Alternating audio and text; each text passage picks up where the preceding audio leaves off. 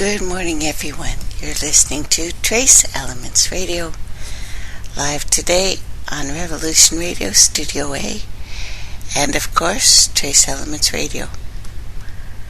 I have to tell you, today, I have never been so sure that I will not finish what I want to tell you about. Because we have so many events going on right now, and in the most esoteric, kind of right up in your face prophecy sort of thing, let me just start with this. So the Dutch have bred a tulip just for Canada to celebrate our 150th anniversary this year. From the great land theft, of course. Now, the tulip is supposed to represent gratitude and the long-standing friendship between Canada and the Netherlands. Actually, the Netherlands had the first treaty with the native people, and they actually stuck to it. So we got to give them that. So the blooming colors of the Canadian flag, it's beautiful, and it will be given to communities from coast to coast. His Excellency, C.S. Cole, Ambassador of the Kingdom of the Netherlands, said in a news release that more than 200,000 of Canada's 150 tulips will bloom. 150 years, of course, will bloom across Canada and across the national capital this year. Next year, 300,000 will be showcased. It looks like Canada on fire. That's exactly what it looks like. Now, I don't know much about plant husbandry, if you call it that. But I would imagine to make a specific flower like this, that kind of looks like a Canada flag, kind of looks like our maple leaf, but twisted, a little bit screaming, and it looks like it's on fire, which is exactly what's happening in Canada right now. We are dealing with horrific fires all across Canada.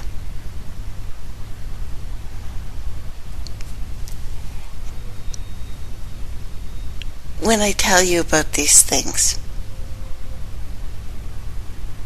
that our peoples on this planet are dealing with right now, we have to remember there's a combination of events going on, because April was the warmest April on record ever. It's beaten the previous record by the largest margin ever. So it's been a 7-month hot streak. If you get a chance to look at the picture, where I live there's only two places on planet Earth right now. Well, 3 if you count at Antarctica. Antarctica has couple little patches of cool. Canada has this spot, eastern side. A little bit of United States has it too. That is cool. And it's right on where I've told you about this special area called the Green Shield is. Very old landmass. The waters of the oceans are horrifically hot right now. There's one also little spot, South America, that is cool. The rest of the earth is hot. We actually had some snow Saturday. Now I realize that I'd be complaining if it was too hot. But it looks like Canada's waters, especially Ontario, is full of drugs right now. So maybe we're stoned and we're imagining it because we're so stoned. I don't know. But there's been so many events, and I will just try to calm down and tell you. Because it's strange. It's really, really strange. So, take a deep breath. Let me take you 3 months ago. 3 months ago, Yosef Moshe, Israeli microbiologist, called into an LA talk show to warn people that Baxter International's Ukraine lab was in fact producing a bioweapon disguised as a flu vaccine. He was quickly chased, gassed, tasered, and taken away by the LAPD SWAT team. Then suddenly, an outbreak of deadly, extremely contagious H1N1 appeared.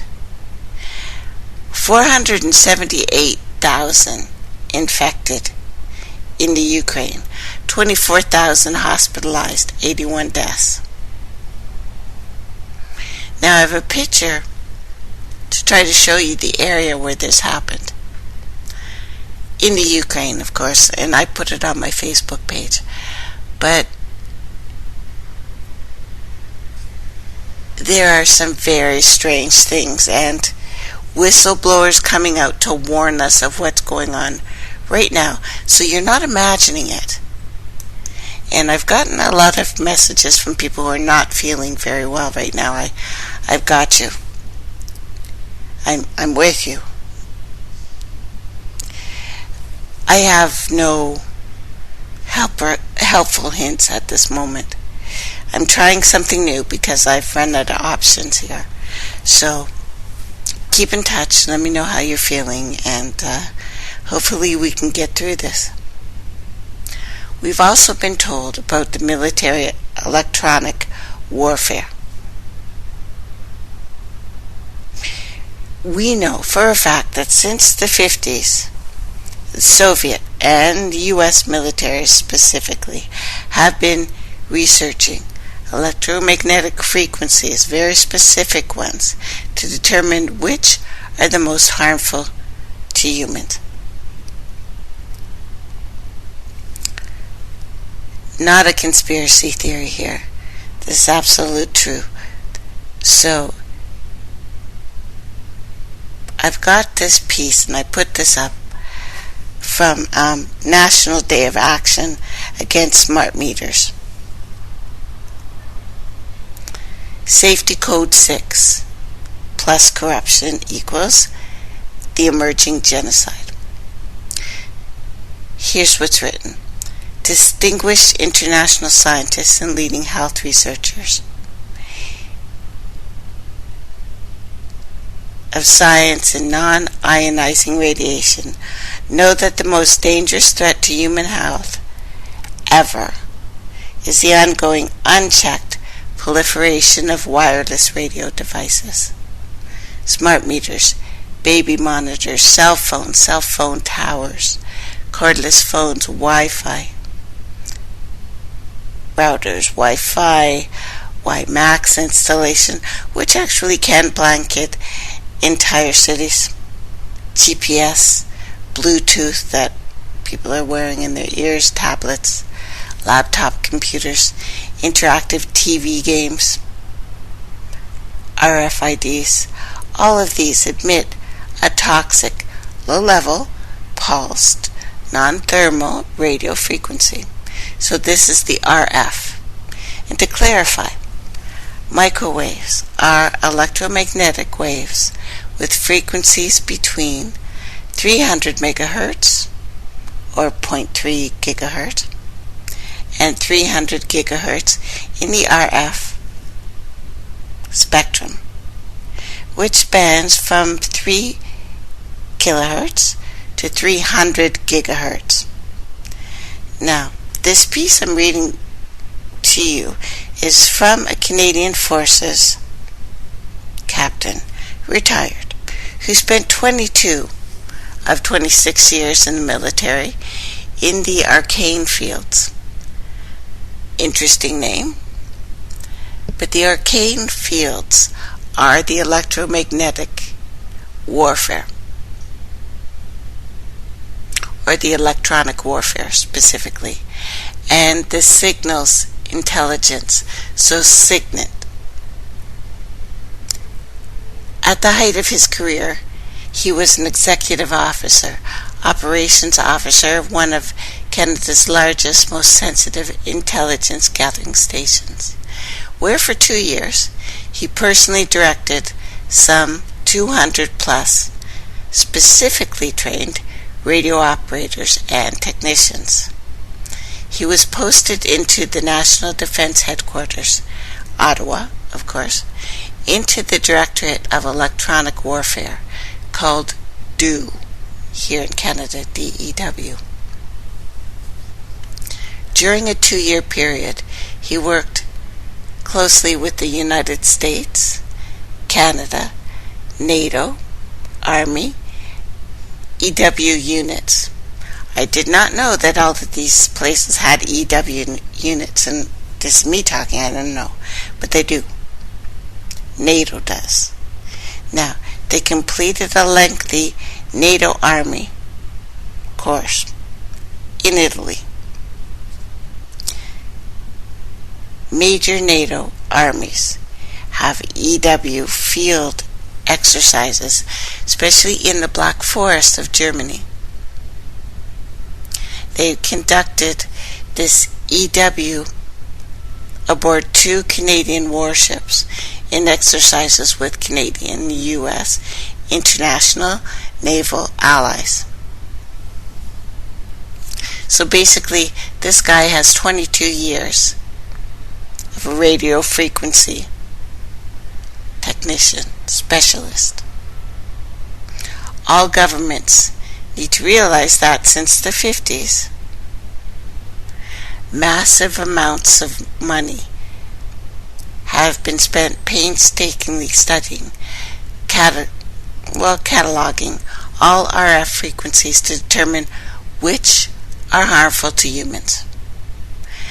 The Soviets irradiated the U.S. Embassy in Moscow for 23 years.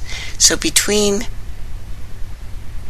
1953 and 1975, for between 6 to 8 hours a day. We've talked about this before. 5 days a week, using similar frequencies, similar modulations, even less power than used today in our smart meters, or even in our baby monitors, in our cell phones, etc. Weak, very, very weak, compared to what we do every day in our own homes. Now, even though the embassy was irradiated for what amounted to about 25% of the time, 3 U.S. ambassadors died. 2 from cancer, 1 from a leukemia-like disease. 16 women developed breast cancer. Most of the staff suffered illnesses. The U.S. military responded by launching its Project Pandora, which we've talked about before, from 1954 to 71, where they did the exact same thing. Learn specific frequencies, which modulations, because it's not just the frequency per se, it's how you modulate it. It's pulses that we react to as much as sound. And we've talked about this, how even animals, if they love you, their hearts start beating more like yours.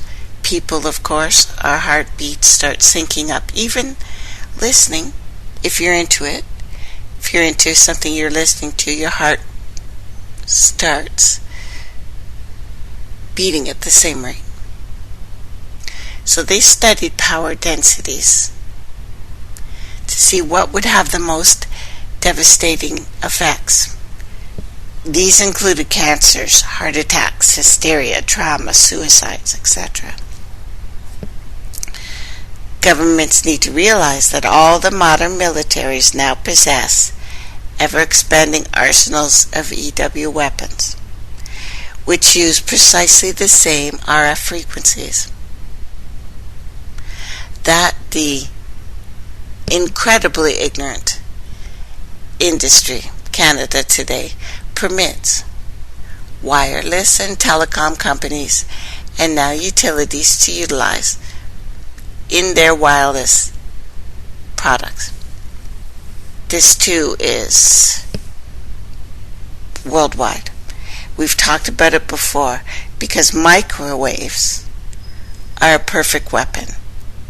They do not let you have them in your homes because they love you. They knew what it would do to us. Perhaps not on the large scale, but they knew it would weaken us. We, of course, didn't know. Industry all over the world has authorized baby monitors, smart meters, and all of today's other wireless devices to operate in a varied band of frequencies that you cannot hear, you cannot see, you cannot taste, you cannot smell. They leave no trace of evidence. These specific frequencies within the band of 600 megahertz to 5 gigahertz are the most lethal against humans. They penetrate more deeply into your organ systems of your body. They pull human organs apart, basically. And this is the majority of wireless that is used worldwide. This pulsed radiation is more harmful than a continuous wave. The harmful effects of this electromagnetic radiation are cumulative. They add up. Now, when we talk about what's happening on this planet, we have to realize there's a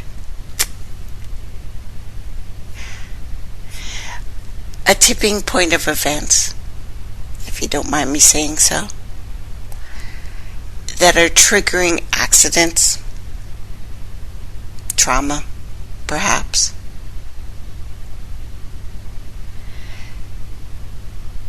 And there's a reason why they are doing certain things. Because also on the weekend, scientists talk privately about creating synthetic humans. As a matter of fact, an entire synthetic human genome. I realize that most people think it's Planet X or the aliens coming. What we have to worry about, I think, and this is just my personal opinion, there is a reason why NASA is looking for planets like Earth out there. There's a reason why British researchers have been given a permit to edit genes of human embryos. That was from February. Scientists were asking permission in December to do edits in our genome. Ones that could be passed down to the next group of children. Now, scientists also contemplating the fabrication of our genome, meaning that they would use chemicals to manufacture all the DNA contained in human chromosomes. The prospect is spurring intrigue and concern because it might be possible, such as through cloning, to use a synthetic genome to create human beings without biological parents. So while it's still in the idea phase, as we're being told, it involves efforts to improve DNA synthesis in general. It was discussed at a closed-door meeting last Tuesday at Harvard Medical School in Boston. There were 150 attendees. They were told not to contact the news media, not to post on Twitter. Now, organizers said that the project would have big scientific payoffs, would be a follow-up to the original Human Genome Project, because we knew they were going to use that for something. That was aimed at reading the sequence of the 3 billion chemical letters in DNA, in our blueprint.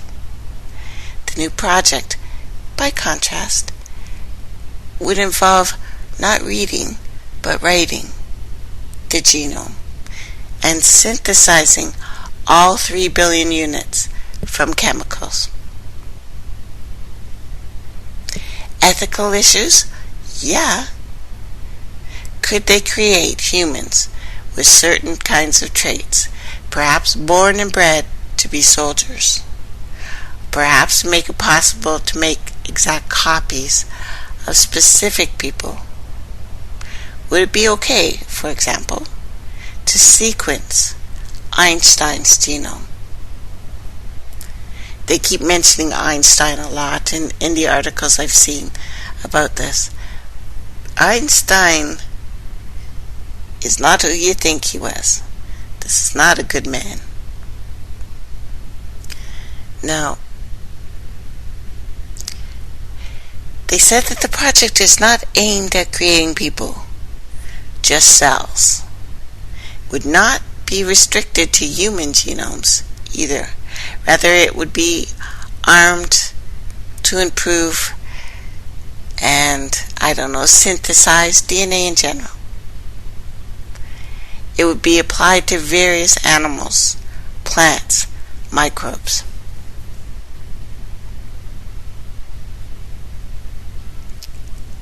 Said the meeting was held behind closed doors. Media was not allowed.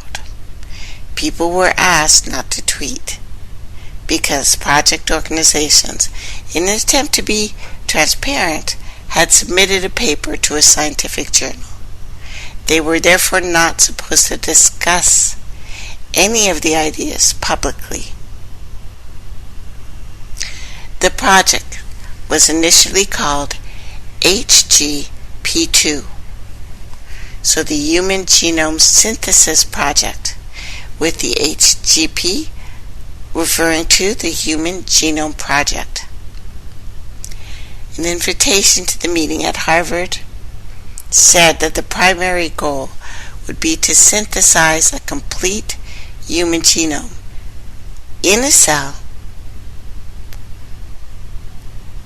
within a period of 10 years.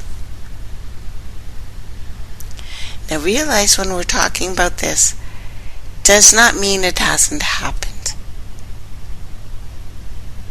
Because we know that there are people and corporations working on their own who never needed permission that are already working on this. Now the project does not yet have the funding, we're told. Various companies and foundations are going to be invited to contribute, and they have indicated interest, I'm sure. Federal government would be asked, but not specifically, so this will not be government run. Now besides, a man called Mr. or Dr. Church, organizers included Jeff Bolk, director of the Institute for Systems Genetics at NYU Langone Medical Center, and Andrew Hassel, self-described futurist, who works at the Bay Area software company Autodesk, who first proposed such a project in 2012. Scientists and companies can now change DNA in cells, for example, by adding foreign genes changing the letters in the existing genes. This technique is routinely used to make drugs, like insulin for diabetes, inside genetically modified cells, as well to make genetically modified crops. Scientists are now debating on the ethics of new technology which will allow genetic changes in embryos. Synthesizing a gene or an entire genome would provide the opportunity to make extensive changes in DNA.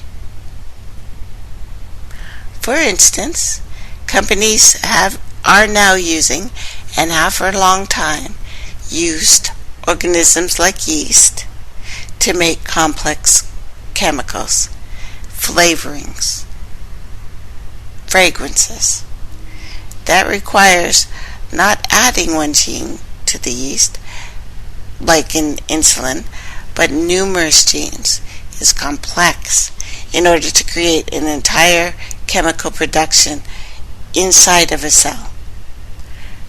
With that much tinkering needed, it would be easier to synthesize the DNA from scratch. Right now, synthesizing DNA is error-prone.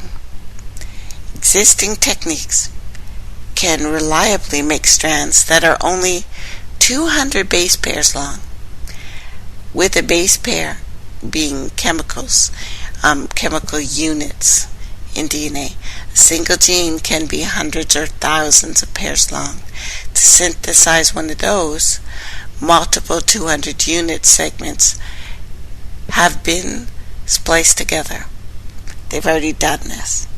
Now the cost, capabilities are improving, said Dr. Andy of Stanford, who is the co-founder of a DNA synthesis company called Gen 9 that we've talked about before.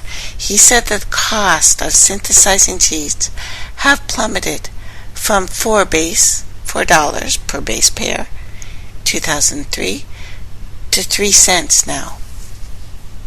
But even at that rate, the cost for 3 billion letters would be 90 million. He said if costs continue to decline, though, you can figure out 100,000 in about 20 years, maybe less.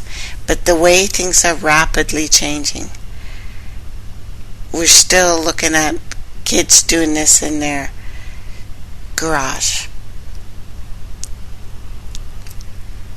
Creepy, because they don't really understand, and they won't admit that they don't understand what they're messing with. That's what concerns me the most. And whenever they have to start sneaking in a closed door meeting, I always think, dun dun dun, that's going to be awful.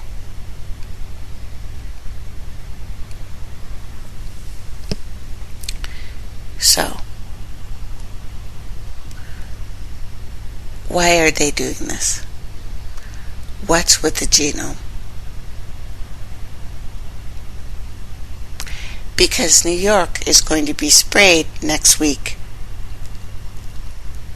with something that's supposed to help you with the Zika virus. You're going to be sprayed.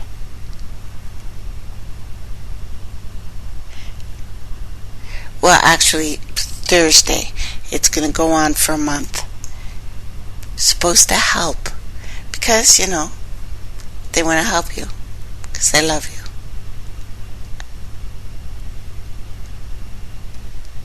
It creeps me out so much. And we know that a CIA-operated plane carrying mutated viruses was shot down in China. Now, these reports have been circulating all over the world. But the one I read first was from Russia, saying that the U.S. government contracted airplane piloted by CIA, and we're going to be talking about the CIA because they are making their move worldwide right now. Carrying a cargo of mutated swine flu virus. Now again, that's the H1N1 that that guy was killed for.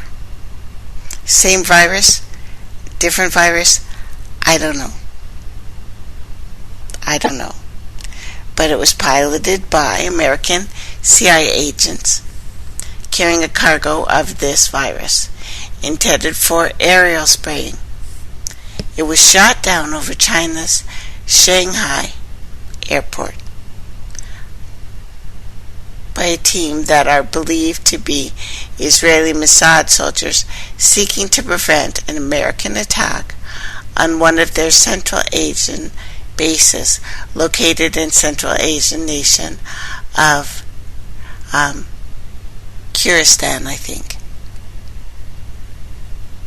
Now, according to Chinese media reports, this incident, it was from Zimbabwe. It was an MD-2 plane owned by the CIA, linked to Aviant Aviation Company, operated by a former British military officer named Andrew Smith, registered in the UK, killed 3 American CIA agents, injured 4 other personnel who were reported to be from the United States, Indonesia, Belgium, and Zimbabwe.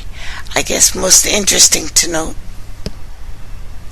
is in these reports, the victims of this plane shot down, is that the Indonesian man currently being treated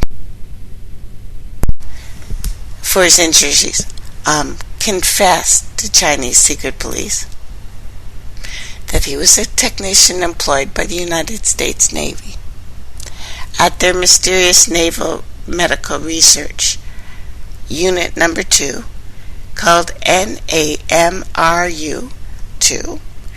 It's located in Indonesia. That Indonesian defense ministers had previously called for closing this because operations were too secretive and absolutely incompatible with Indonesia's security interest. But it's a really good staging area to attack a whole bunch of people. Now, even more interesting to note, I guess, about this U.S. secret bioweapon. This base in Indonesia, the world's largest Muslim nation, by the way, was the establishment in cooperation with Rockefellers once again, especially with it being the main center for Americans' Viral Diseases Program, VDP. They describe as a research of epidemic and laboratory research on viral hemorrhagic fevers, influenza, nasty stuff like that. So this supranational sovereignty of intellectual elite world bankers is surely preferable to national auto-determination practiced in past centuries, I guess, to the United States employing planes to spread mutated viruses around the world. There are further reports from China. June 22nd, suspicious aircrafts were forced to land. Now, United States operated an AN-124, changed its call sign from civilian to military, which then triggered a response from the AIF upon entering Pakistani airspace. The plane was forced to land in Mumbai, while the second one was forced down by Nigerian fighter jets that also arrested the crew. Now, according to reports, China's People's Liberation Army Air Force, contracted the Indian and Nigerian intelligence officials about the presence of the U.S. U.S. operated Ukrainian aircraft, again, amidst a growing concern that the United States are spreading biological agents in the Earth's atmosphere for all of us.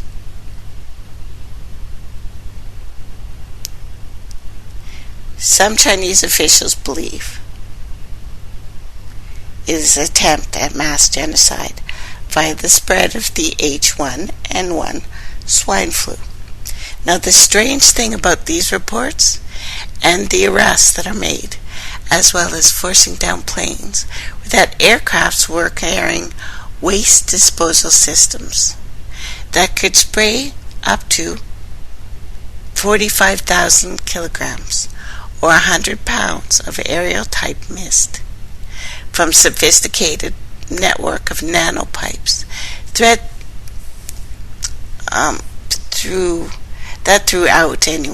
throughout the trailing edges of the wings, thereby dispersing whatever was in these tanks via a mist. Now, after it was reported that the light aircraft were seen flying over forests, especially a market area, that sprayed aerosol substance, it was reported to be H1N1. 5 sources confirm this. Local newspapers of Kiev received hundreds of phone calls from residents, business owners, close to the area that the planes were spraying. America has admitted they are going to spray New York, but it looks like they've been spraying the world. Do you wonder why we're getting sick? So there's also reports of helicopters, again, spraying aerosols in Kiev, throughout the Ukraine. And the most disturbing effects of the spraying, over the Ukraine, is what I told you about. Them getting sick. They've called it the Ukraine plague. The most horrible outcome of this swine flu is the World Health Organization now reporting it's killing people in France and Norway and Brazil and China and Japan and Mexico and the Ukraine and the United States, as the death toll of this new global pandemic is reported to be nearing 8,000. And China is reporting this deadly disease has crossed over into dogs. It's mutating. It's important to note that these reports is that the U.S., the spray plane shot down in China, was reported to be targeting a secret Israeli base in the Central Asian nation. I think it's the nation that has all of those weird esoteric symbols that we've talked about, Kyrgyzstan. Do you remember that one? Borat's nation, that place. Many of the Ashkenazi Jews, which now makes up 80% of the Jews worldwide, considered this their spiritual homeland. After their long exile from the Soviets, where the Russians' intelligence analysts report that the Israelis are nearing the end of their decades-long deciphering of an ancient manuscript, the Epic of Manus. Yeah, I could do a whole show on that. I probably will do a whole show on that because I found something else in Israel too. So, with close to 500,000 lines of the Epic of Manus, is 20 times longer than Homer's Odyssey and the Iliad combined, which you must admit is a long frickin' book. So they believe it contains the world's oldest warning to our present age, and coincidentally agrees with the ancient Mayan peoples. Now, the final outcome of these events is not in my knowing, other than to state the obvious, that the truth of these things are being ignored, scoffed at, and the very people whose extermination has been long planned by the monsters that be is now being carried out on many levels.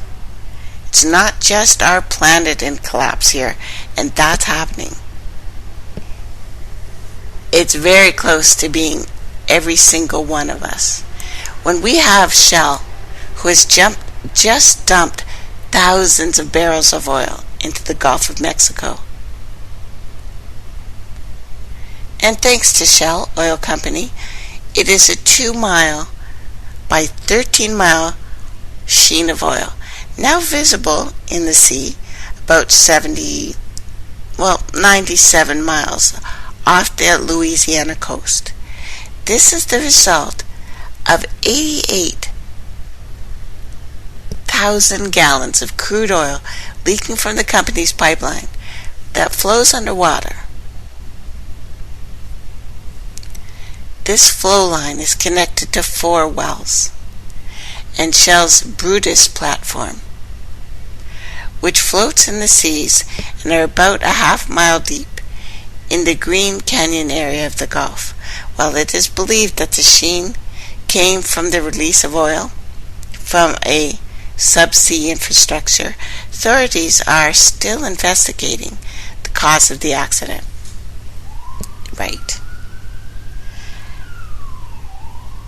Shell may have shut down all the wells that flow to the Brutus platform and dispatched 5 boats to clean this up. But this recent leak, why this is not banned, why offshore drilling is not banned. And as I told you last week, yes, there will always be people for and against this stuff, because you make money off it, you feed your family, you're very glad to see it. But with our planet in an epidemic of collapse, we have sharks being found with tumors on their bodies. Salmon caught off the coast of Alaska are riddled with cancer. Starfish are being discovered mutated with double and triple amounts of legs that they should have. The fish in the Great Barrier Reef are radioactive now, full of external and internal tumors. Polar bears in Canada are losing their fur.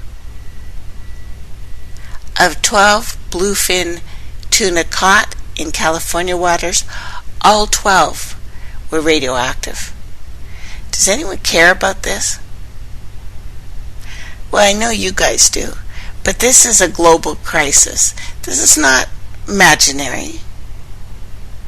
This is affecting all of our people right now. And we need to talk about this, because there is a connection between the illnesses, the viruses, even if I'm completely wrong and they are not making them up, and our insane weather. We have, of course, earthquake storms right over Mount Hood, as a matter of fact. Hundreds. And that joins Mount Helens, Washington, and Mount Hood volcano. We have 100-year records tumbling. All 3 of Alaska's major cities set off records over a weekend of incredible heat waves. We have birds crabs, prawns, seals now washing up dead. 50 tons of fish washed up in Chile. In India, temperatures reached 140 degrees Fahrenheit. And then high humidity. Animal die-offs are horrific right now. Horrific. Because of further 3,000 tons of dead and rotting sardines washed up in one river alone. Well, China, 35 tons. Hundreds of fish are dying in Lake Toba, Indonesia's world-class tourist destination. I guess no more. Bangladesh has issued warnings of unprecedented upsurge on dangerous activity going on. Meteorological activity, lightning strikes. You know, North Korea is being more preemptive than any other country on this planet. They're telling their people, prepare for famine. We had 1,000 tons of sardines wash up in Chile. 81 turtles washed up dead in Mexico. Thousands of dead swordfish found in Brazil. Brazil is having a horrific time, like Canada. Like Canada is now. Gates of hell have opened. 2 massive wildfires merged in BC. 3 times as many fires as an average year. By this time last year, only 8 square kilometers of BC were on fire. This year, 400 square kilometers have burnt already. It's been warm. It's been dry. There's not been enough snow. So far, 224 wildfires have been detected in British Columbia alone. Compared to a 10-year average, 146. But we beat that a lot. Compared to a 10-year average, Prince George Fire Center is 3 times as large, has 3 times the amount of fires normally seen this time of the year, over 7 times the amount of hectares burnt already. We are watching Canada burn. When I saw that tulip, I'm like, I got the chills. Seriously, I got the chills. It was freaking nuts. How can you have temperatures of 44 degrees Celsius? That's insane. No one can live like this. So if you've wondered whether or not the climate is changing, I don't know. I don't know, guys. What's going to prove it to you? I really don't. It's too late if you're not seeing it, though. I guess it's too late. Now, the viruses. Let's talk again about Zika. Let's talk about it. Why are these viruses suddenly a threat? Your body contains every virus that will outbreak. They don't just pop up, and yes, they can diddle a little bit in the lab, but you already contain it. The majority of them. We contain AIDS. Every single one of us. We always have. But they are being triggered now. Up until now, it's been mostly innocuous, fairly unknown. Zika, no one even heard of Zika till a little while ago. Now this virus is suddenly dominating the news. Suddenly the United States has to inoculate their people right over the area where you are spewing radioactivity right now, by the way. Under scrutiny.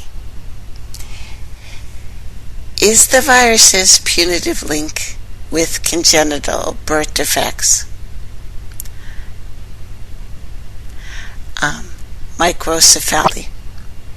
It causes, the babies to be born with small heads, underdeveloped brains. But in 2 recent publications that I've talked about, finding the genome of the Zika virus in an amniotic fluid and brains of fetuses affected by this from 3 different mothers, these numbers are too small to constitute a proof. And in fact, alternative theories have already been cropping up.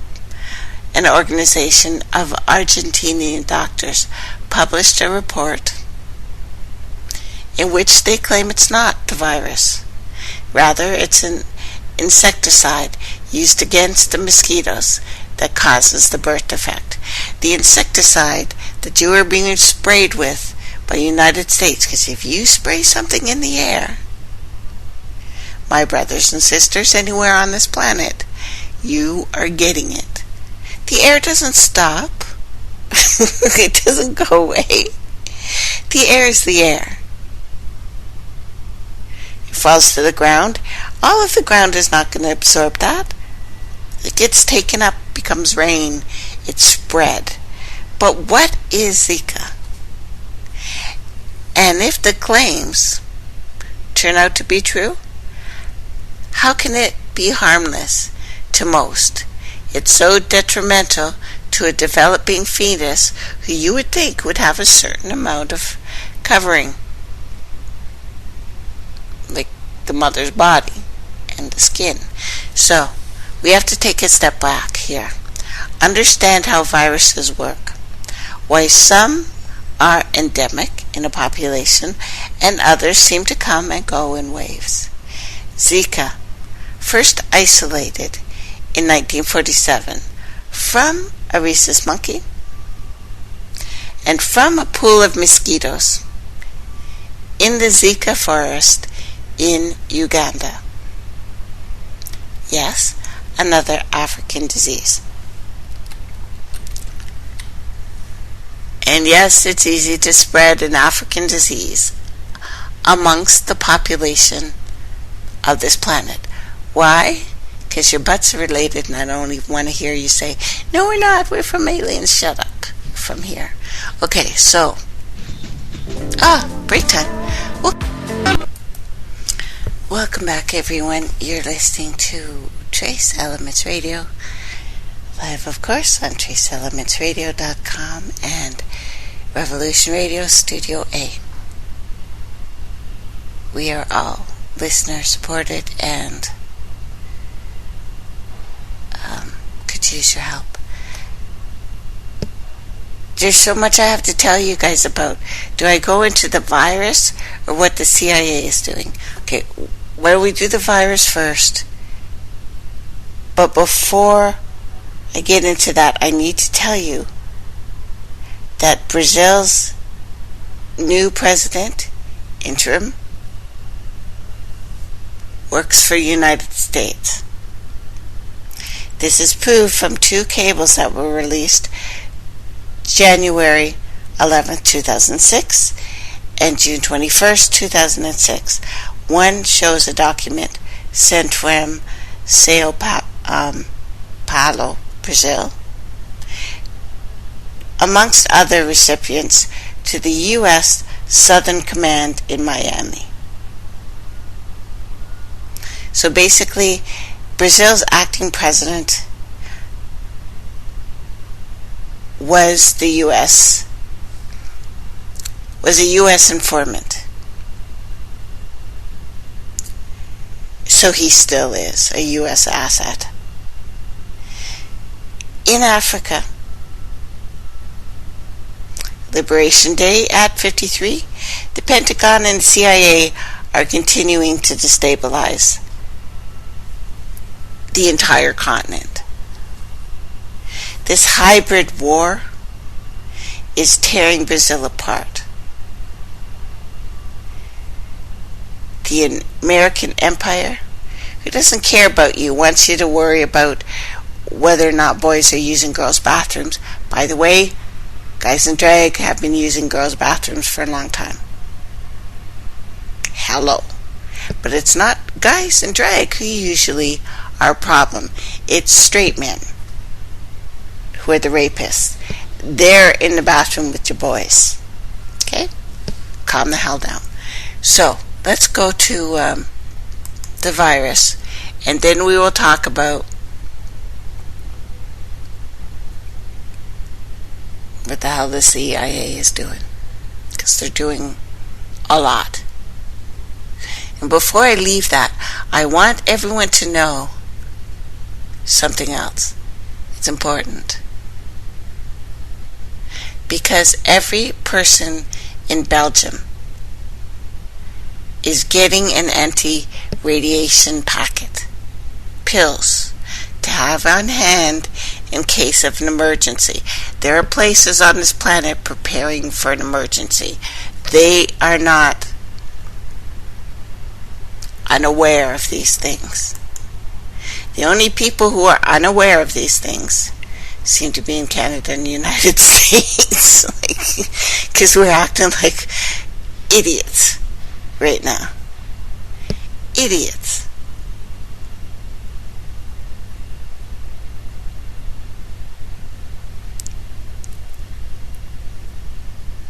We have such magnificent problems going on right now. And I realize people are prone to obsessing over ridiculous things. I got to talk about this right now.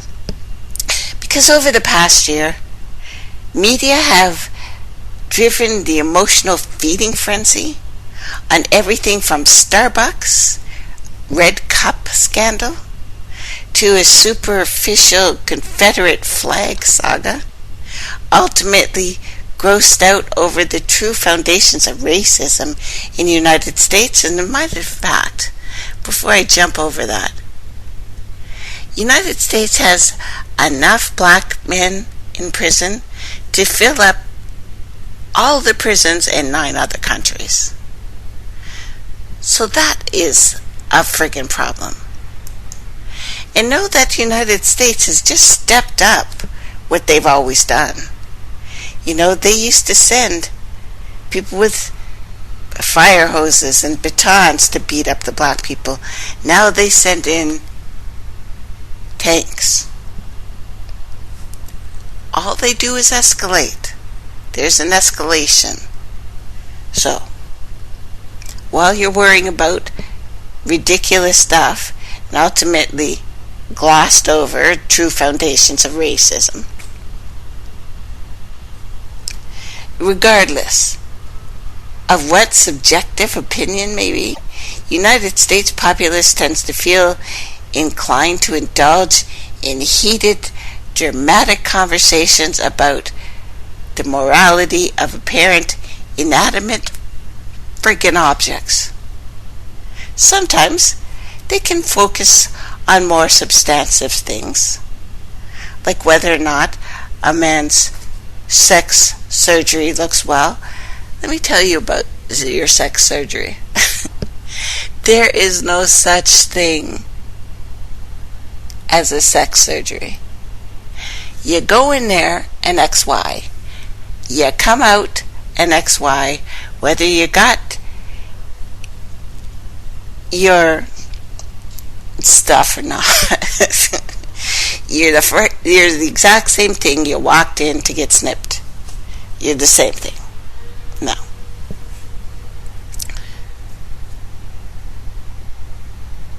One subject that repeatedly riles up the masses, again, transgender rights. Last year, America and the ridiculous rocking back and forth cum-sucking world erupted in glee and rage and overall chaos over Caitlyn Jenner's debuted her new identity on the cover of Vanity Fair. Recently, Americans are now zeroing in on transgender bathroom rights, sparked by North Carolina. Some champion equal rights for all. Others lament it is the destruction of American values and Christianity, and we're all going to hell. Good. Please send me there. Can I go there rather than to listen to this crap? Seriously. Now, headlines have detailed high-profile boycotts against North Carolina. The viral petition condemning Target for allowing transgender people to use whatever bathroom they prefer. And now the topic is trending amidst news of Obama's call on Friday for public bathrooms to respect transgender rights. They have been using our bathrooms forever. I guess you vanilla people, vanilla would be a whole new, it would be an entire show, but people who have not actually looked, because surprisingly enough, girls don't check each other out in the bathroom other than say hi or something. This has been happening for a very, very long time. And your little narrow-minded ass has not noticed. Boys are more in trouble going into the bathroom on their own with men who call themselves straight than women are with other beings who identify as female. We don't diddle each other in the bathroom. Guys do. I was more scared for my son going in the bathroom with other straight men than I have ever been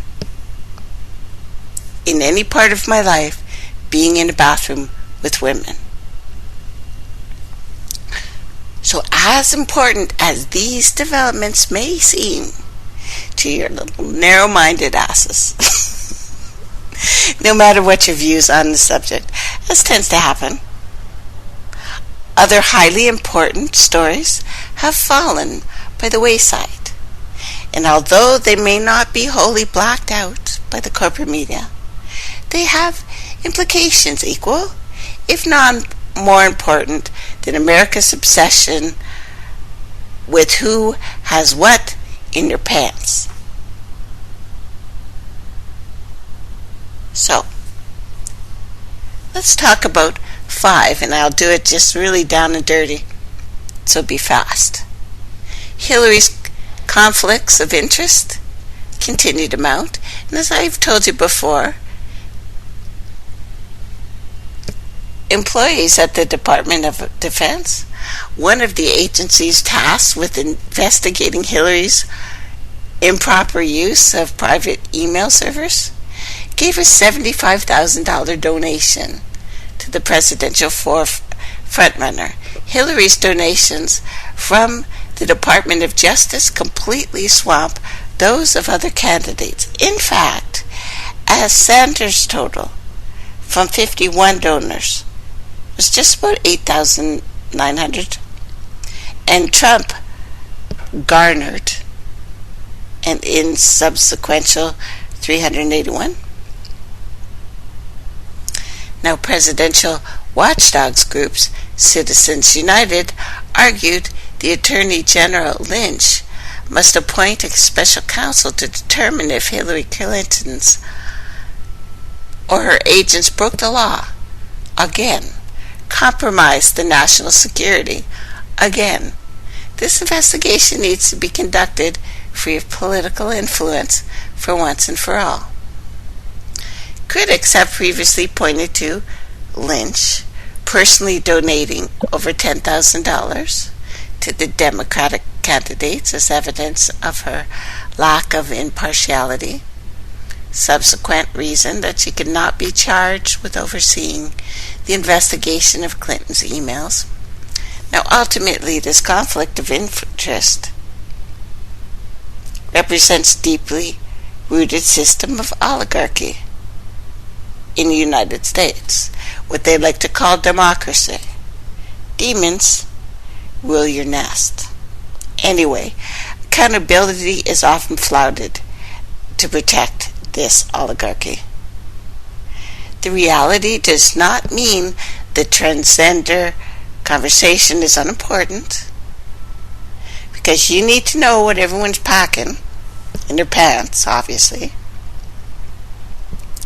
However, it does provide a sad commentary on whom Americans will accept as their ruler, as they trade insults over bathroom rights, as men scream and yell about their poor daughters in the bathroom. Keep your hands off our sons. How about that? So in this case, corrupt career politician whose misdeeds have thus far failed to thwart her designs on power, and you are doing nothing about that. Furthermore, in another related development, Judge Andrew Napolitano again revealed Russia has obtained more than 20,000 emails from Hillary's personal server and is debating whether to leak them or not publicly. Somebody, by the way, was finally arrested for voter fraud. Unfortunately, it was not the people who were actually committing the voter fraud.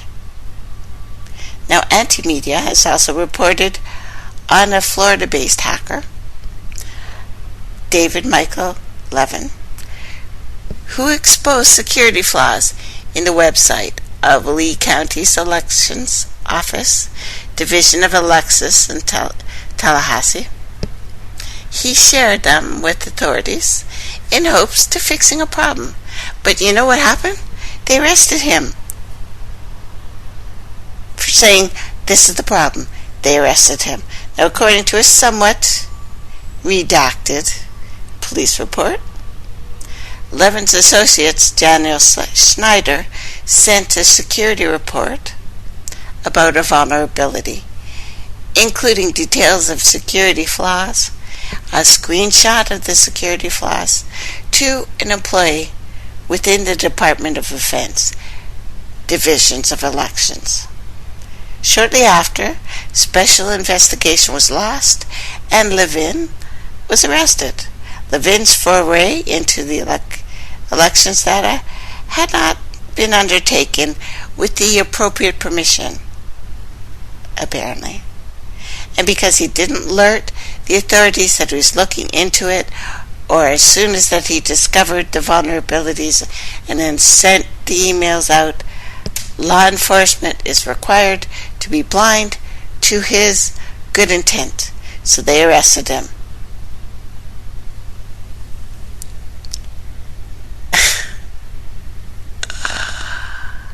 So, with rather overt fraud, disenfranchising voters across the country, arresting one hacker who attempted to help secure the elections, it's a little funny. Next, former Facebook employees reveal that Facebook censors the news stories. Gizmo's published an in-depth story detailing how journalists working for Facebook Trends feature a social networking site that were mistreated, quarantined from the rest of the staff. Gizmo published a follow-up piece documenting allegations from former employees of trend sections, excluding stories from conservative outlets deliberately failed to include conservative topics. From the IRS scandal, specifically, to Ron Paul. These exclusions appeared to be unintentional displays of bias from individual employees, but they actually dominated coverage of the stories. Other manipulations of the feed are deliberate, and they admitted. One official said the policy for the department, including censoring stories from Facebook, from trends, happens all the time. Now, some lawmakers have demanded answers from Facebook. I guess the real story is Facebook's complicity in perpetrating corporate media narratives. Facebook has long partnered with corporate outlets, government outlets, United States of America specifically, and has been accused of censoring stories critical of Clinton, blocking grassroots stuff. Facebook ultimately is a private company, so they can do whatever the hell they want. And they have already studied you, admitted they studied you, admitted you are a social experiment, and will do whatever they want to you. So, whistleblowers have expressed hope that with increased use of algorithms, Facebook trends will be less subject to human bias and manipulation. But don't doubt it. Okay, rat DNA, human DNA, pathogenic germs are in your burgers. Over 250 brands, so the United States and Canada, and yes, worldwide, ranging from fast food to frozen food to even vegetarian products to even magical fairy dusted organic products, which just means it's carbon based, by the way, have faced some snags. Now, through a report by Clear Labs, a California-based food industry researcher praised overall improvements in the hamburger industry. So if this is an improvement, that scares the crap out of me. They did notice some severe shortcomings. Product labeling, presence of germs, rat DNA found in 3 vegetarian burger samples, human DNA found in another one. Those were not as concerning, they thought. Research did note that they are revolting, but not really dangerous. Worthy of alarm to them, anyway, is the mislabeling of vegetarian products. Presence of meat in meatless burgers. And as a matter of fact, the ones that say they have black beans are black bean-less. A lot of them have no black beans in it. This, to me, would not be mislabeling so much as lying in your face. American foreign policy continues to have unintended ramifications unless you believe they are what they look like they are. And Americans, by and large, people by and large, accept the aggressive militarization of U.S. policy. And although overwhelming civilian casualties and military failures, wide known, reporting on another consequence of the longest running war in United States history, the U.S. war of Afghanistan, has turned a generation of children into heroin addicts. The psychological damage of war, together with the threat of cheap heroin, has led to a doubling in addiction and addiction rates over the last 5 years. In a Channel 4 documentary, Unreported World, exploring the harrowing escalation in child addiction of this planet. Now, in the ravaged country, where the drug treatment is limited, visiting rehab centers, children as young as 4 or 5, haunted by horrors they witnessed, attempt to regain lost childhoods. Now, natal rates of addiction has jumped 60% in the last 2 years. And there's almost no treatment center that helps children in Afghanistan. So next to the rapes that are being allowed, mostly to boys, and yes, the United States has a lot to do with that too, there's this. Worldwide, our people are addicted. And Afghanistan now produces 90% of the world's opium. Even the CIA, yet again, linked to all the key players. Clandestine operations. A generation of children's lives in a country where opium is cheaper than food. Unrelenting violence chronologically terrorizes their minds, driving them into deeper addictions.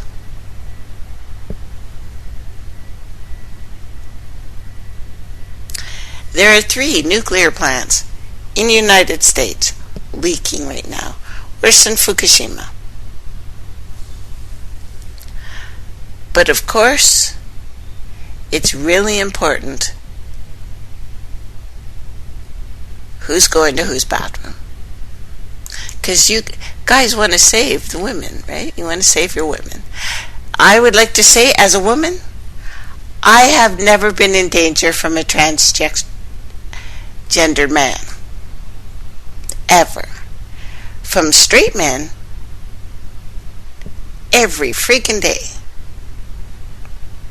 So, that's it. Now, when we talk about viruses, we need to look at HIV and AIDS and Prince for a minute. It's unconfirmed officially if that is his cause of death. But if he died from some other cause, just 2 days after we heard that he was dying of HIV/AIDS, well, it would be a remarkable coincidence, because before Prince's death, it was widely reported that Prince had been sick for a while. His publicist said that he had been diagnosed and was suffering from dehydration and influenza. Influenza is an infectious disease caused by influenza virus that shouldn't be dismissed, especially for a person suffering from immune depression. Symptoms are mild to severe. Most common symptoms include high fever, runny nose, sore throat, muscle pains, headaches, coughing, fever.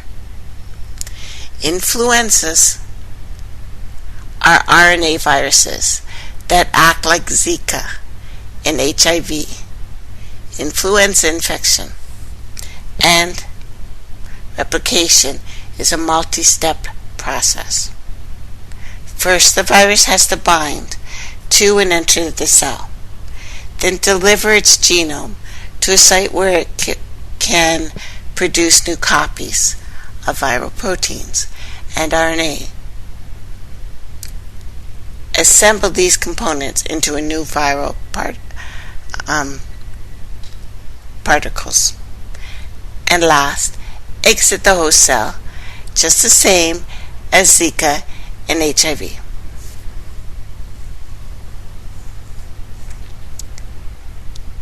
Now, let's jump.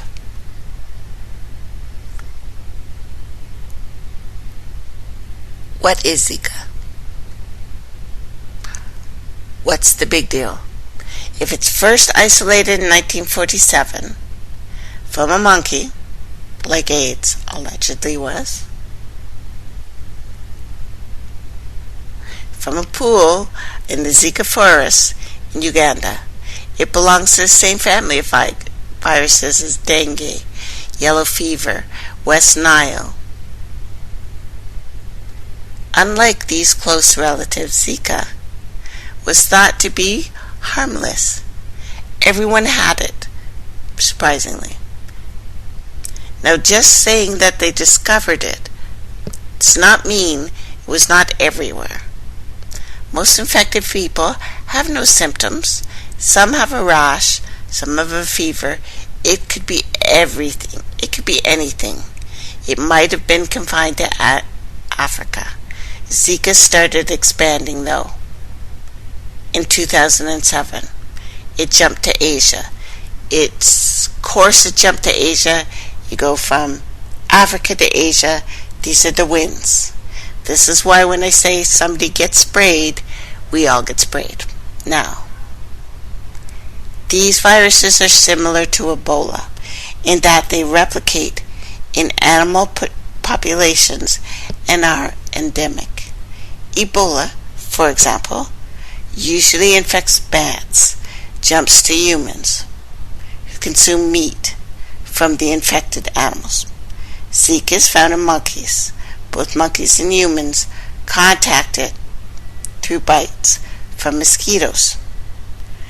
To invade the host's immune system, viruses evolve continuously. Organisms build immunity, fight them off. Genetic changes enable viruses to escape a newly made defense. Most people who contact Zika have no idea. They might notice a mosquito bite, scratch it. Mosquito bite, though, hints at a virus covert strength. Anyone who gets a mosquito bite and scratches it has been infected with a virus. A virus inside the mosquito. The virus becomes an invisible enemy, one that hides and migrates through this insect.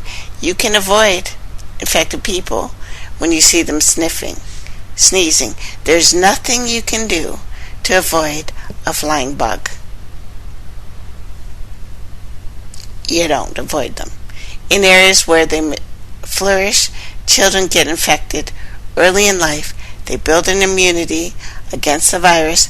They don't worry about it ever again. So why are these viruses a threat now?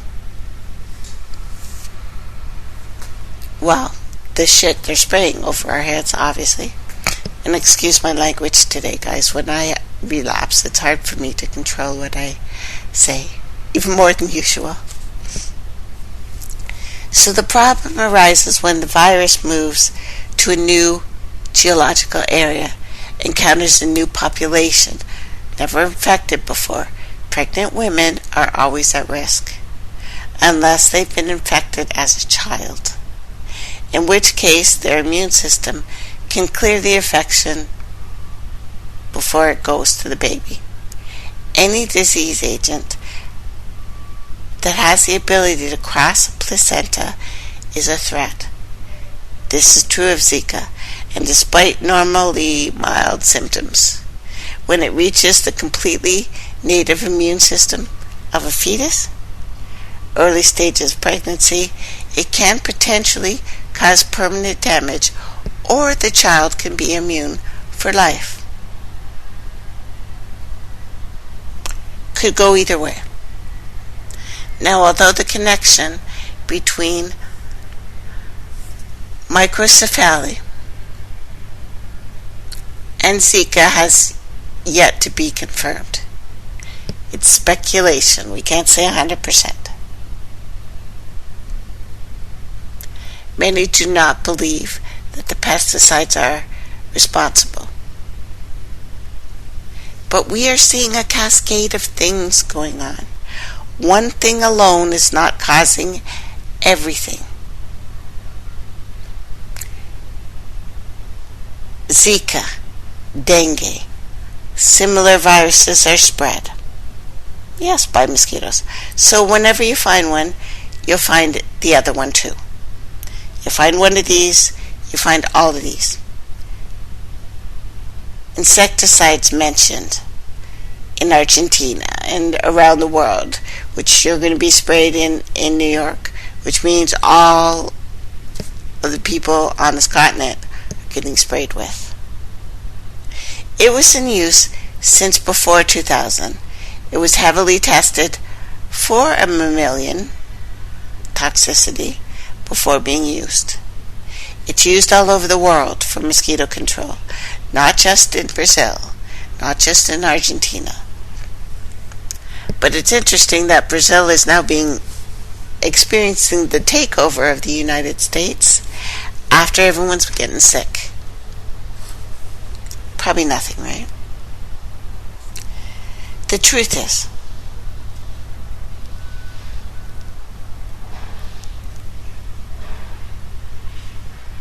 the diseases that these mosquitoes carry,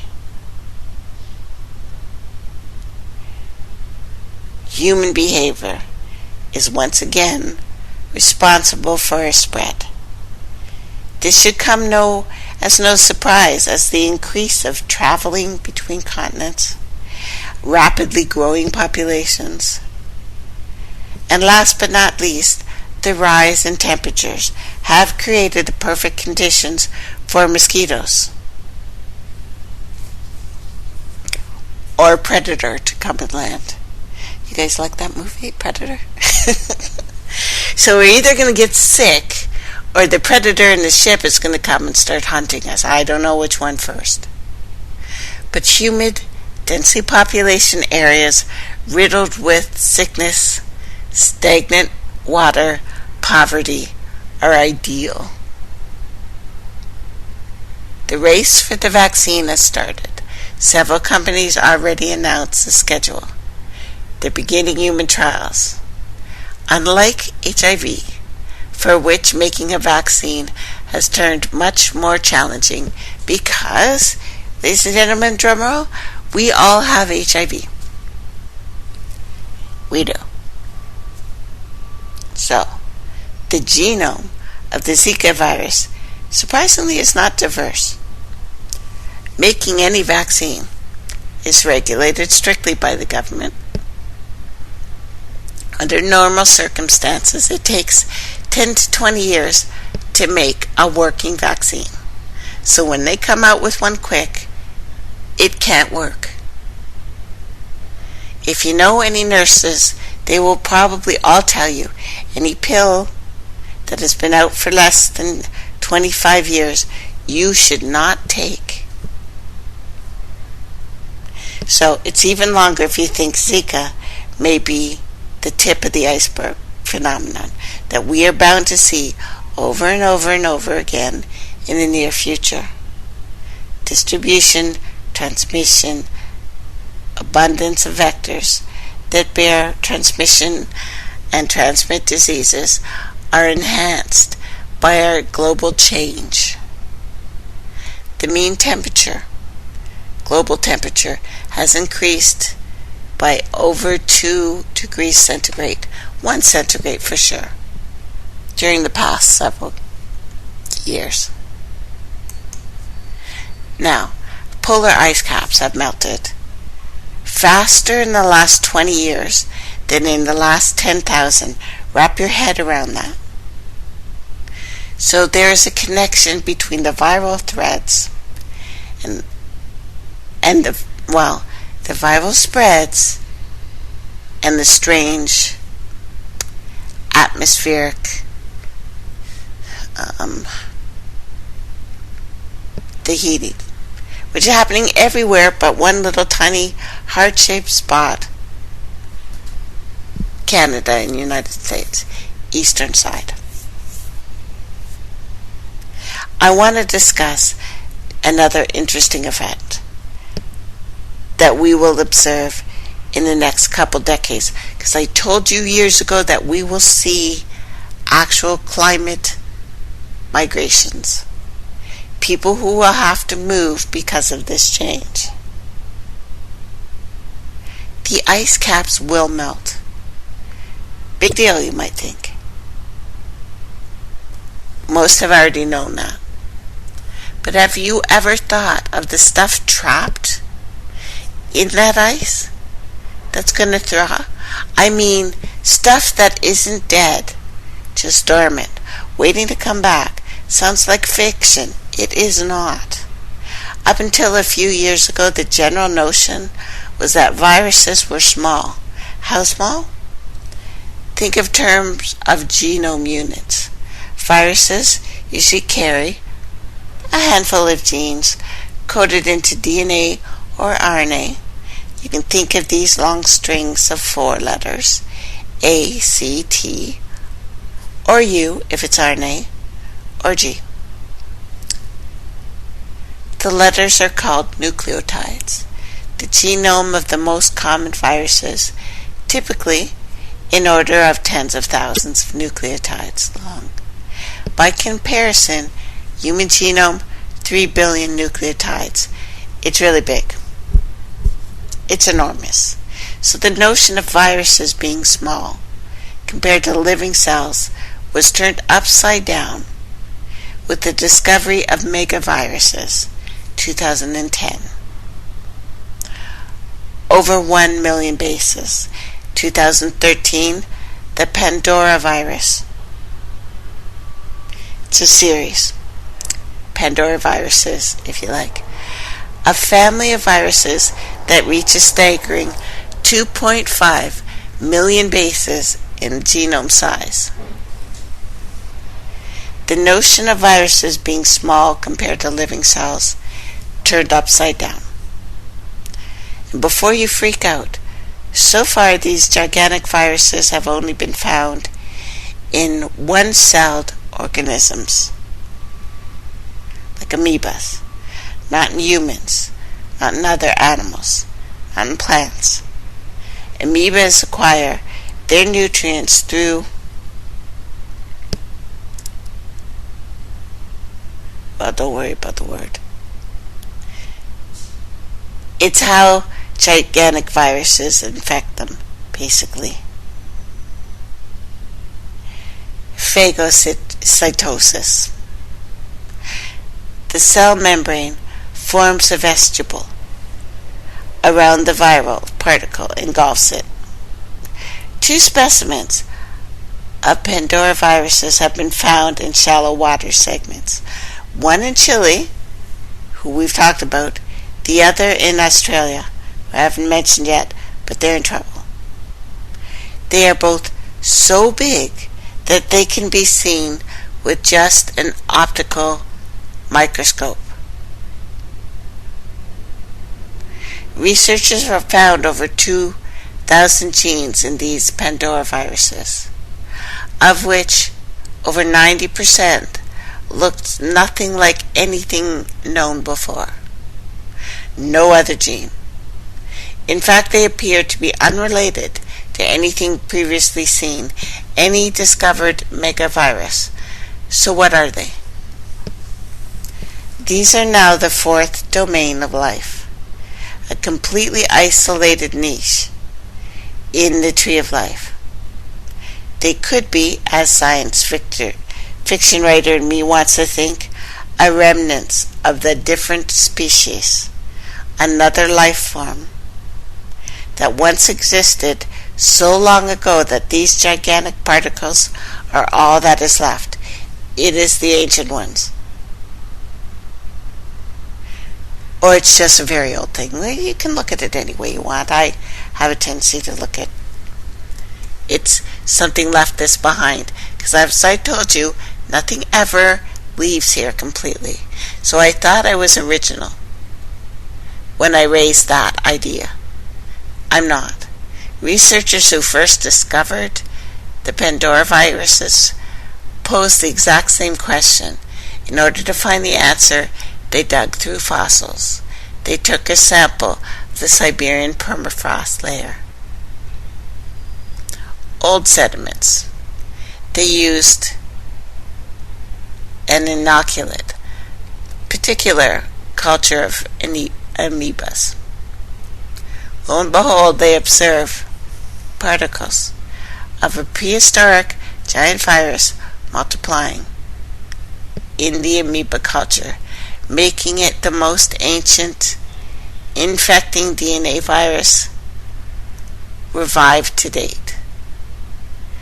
The observed viral particles examined at their baker. Researchers named this giant virus Pythovirus, Pythio, and hypothesized that there would be more gigantic viruses frozen out there. These will be released as this globe warms. And unlike Pandora viruses, though these Pythio-viruses showed far more similarities to present-day viruses that normally infect humans and animals, it's prompted researchers to raise the alarm. The average temperature of the surface of the Arctic permafrost has increased by 3 degrees Celsius in the last 100 years, faster than the average global temperature. These things are lurking, waiting to be released. Now, if you'll excuse me, I think I've got a new idea for our next post-apocalyptic thriller. Because as the ice melts, prehistoric viruses will escape. And it's not a movie. This is real.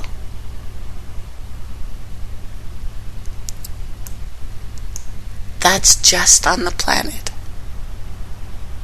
Just on the planet. How do we say it? What we're being confronted with on a global scale. I guess it's the same as happening in politics. As above, so below. If we had our hearts and souls together, this couldn't happen. Now, Africa. Today, the African Union faces a formidable development and security challenges. May 25th, 2016 marks the 53rd anniversary of the formation, the Organization of African Unity, now known as African Union. Holiday commonly known as Africa Day or African Liberation Day comes during a period of increased interference from the Pentagon, from the CIA, and at the summit in '63 in Ethiopia, at least 32 African heads of states gathered to form this, in efforts to foster a rapid decolonization of the continent, to move towards a greater cooperation. Unity.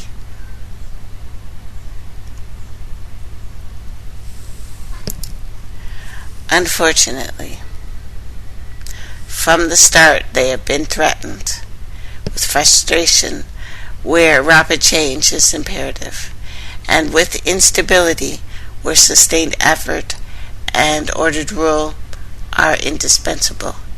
No sporadic act or pious revolution can resolve their problems. Nothing will be available except an act of unity in a united Africa, which is almost impossible because of all the stuff that they have that the world wants.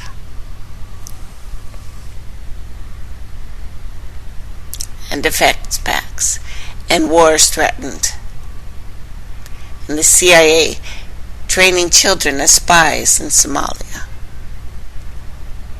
Africa must unite against imperialism. Unfortunately, so must the world. And if we can look at the timeline of CIA atrocities for a minute, because CIA operations have followed the exact same recurring script. First, American business interests are threatened by a popular or democratically elected leader.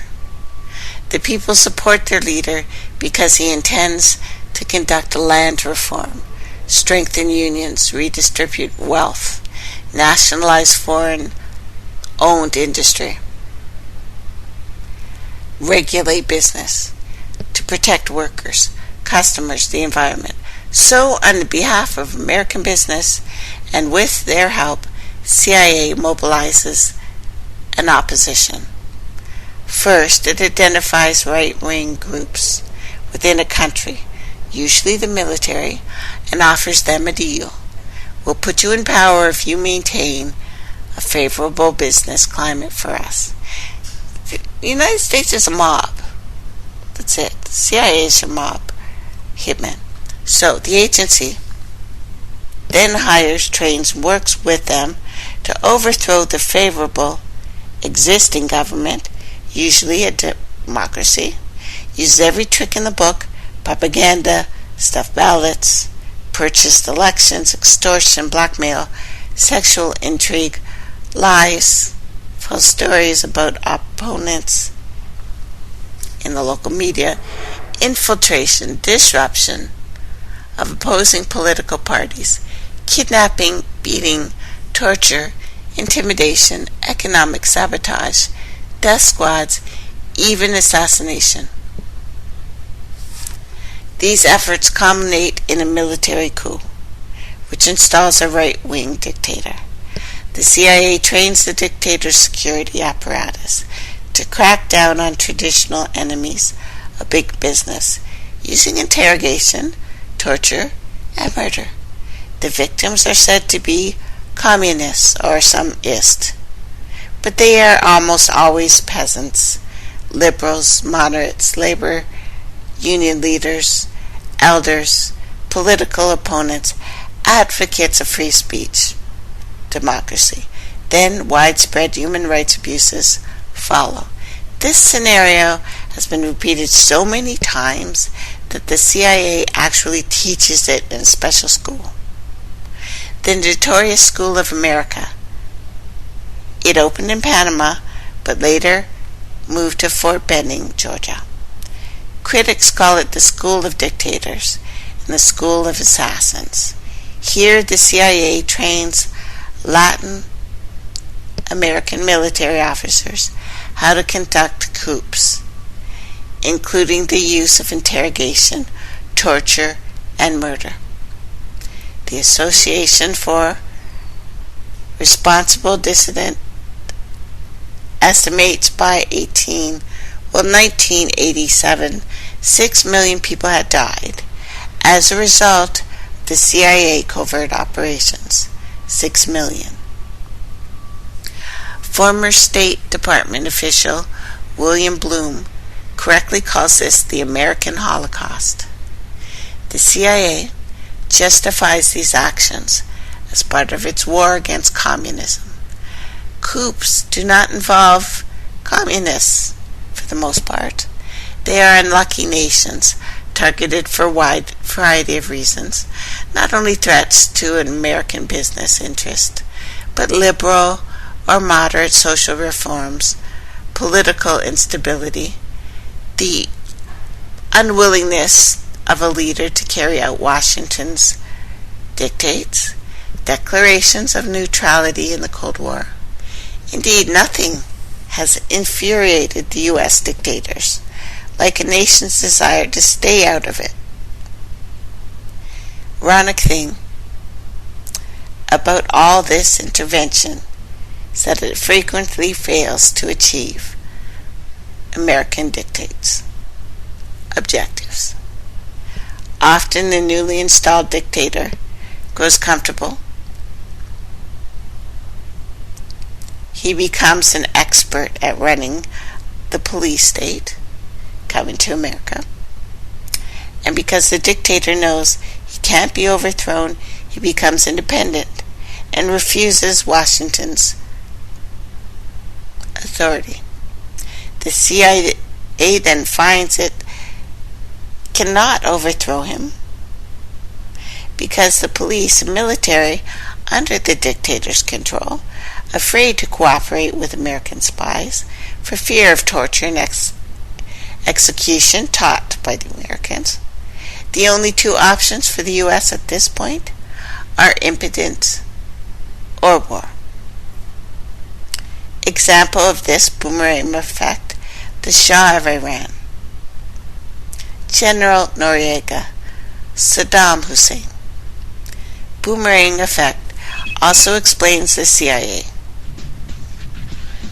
and how they overthrow. Wow, fast 2 hours.